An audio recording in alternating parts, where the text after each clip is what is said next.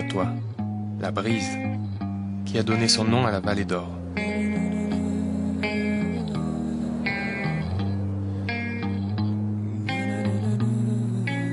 Entre ces versants, creusés par la Neste et les glaciers, se livre une lutte quotidienne. La même lutte que dans tous les lieux qui vivent du tourisme. Préserver le patrimoine en acceptant un nouveau mode de vie.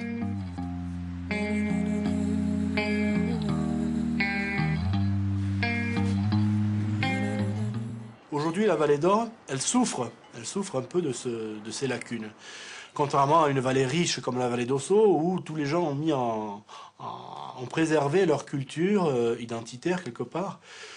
Mais nous sommes en manque de ces repères et je pense qu'il est un peu tard pour récupérer aussi certains manques, hein, certains vides, comme on ne peut pas remplacer des danses du 19e qui ont totalement disparu aujourd'hui. Est-ce qu'on est dans la réinvention? Est-ce qu'on est dans l'oubli? Donc il y a tout un tas de pistes aujourd'hui. C'est aux jeunes générations maintenant de se poser les questions, les vraies questions.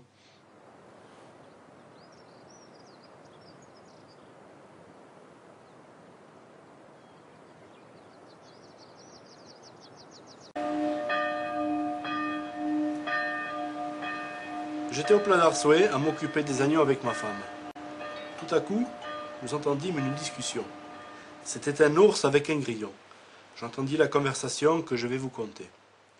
Tout d'abord, je vais vous dire que nous eûmes bien peur. Ma femme en mourut d'épouvante. Franz est l'auteur de nombreux ouvrages sur la vallée d'Or. Il reproche aux jeunes générations leur manque d'intérêt pour les traditions de leurs parents. Le grillon. Écoute, tu es bien grand, mais tu ne me fais pas peur. Ils décidèrent de se faire la guerre le samedi suivant. Je pense que c'est primordial de recueillir la mémoire orale. Moi-même, j'ai entrepris un travail de collectage il y a plus de 10 ans en arrière, parce que je me suis aperçu en discutant chez un monsieur qui n'est plus de ce monde d'ailleurs, il m'a raconté une petite histoire sur les gens d'Olon. Cette légende, je dis tiens, c'est intéressant, il faudrait la noter quelque part, parce que après lui, plus personne ne la connaîtra. Et j'ai commencé avec un cahier.